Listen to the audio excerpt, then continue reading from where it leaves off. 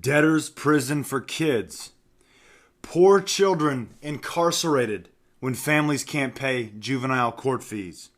First of its kind report finds children are being imprisoned nationwide when families can't pay fines levied by the juvenile justice system.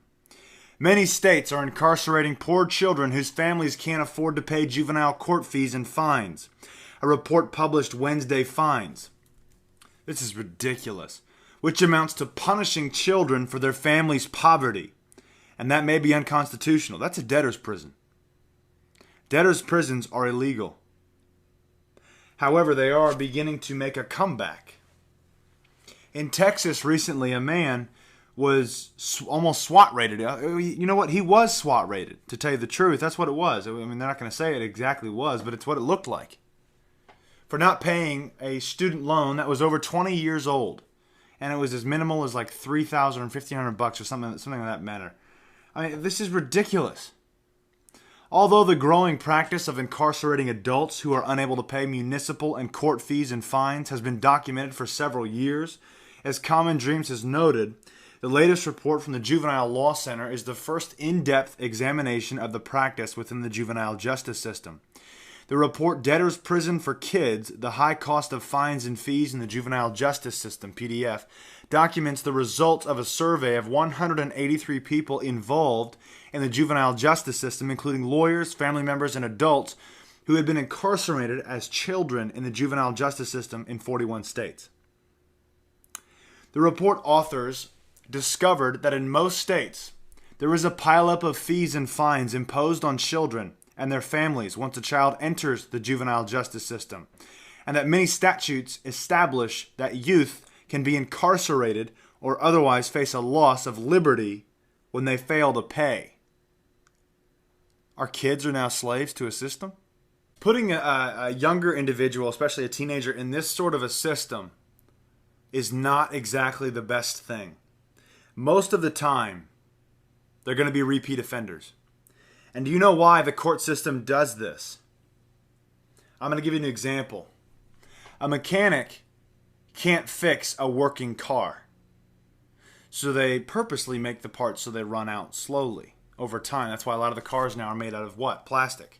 So they break. So bits and pieces break, so they have to go in there and replace them. It's just like a handyman can't fix a house that's working. So a lot of times people won't fix it 100%. Things aren't done like they used to be done. To where, like, for example, fixing a leak. It'll be patched instead of actually, like, the piping would be patched instead of replaced. So that way, when it does it again, the handyman has to come back out. Well, a court system can't make money without people who are in the wrong. So if they put them in the pool of individuals who continually commit wrong and who do not learn their lessons, chances are they're going to be repeat offenders. And the repeat offenders make the court more money, even when they can't pay. Oftentimes, though, with jails, the people are bearing the burden of the tax burden of paying for the incarcerated.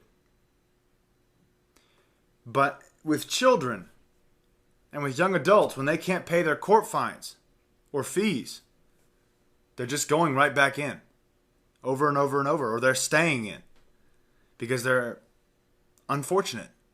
I mean, you can't jail somebody for being unfortunate. That's ridiculous. Yes, maybe the individual was wrong or right, whatever. That's neither here nor there when it comes to this issue, because now it's about money. And when it becomes about money, we're no longer talking about the justice system, or we're not talking about wrong or right. We're talking about debtors' prisons. If you don't pay us, your child's going to stay in jail, even though he's been basically scheduled to be released.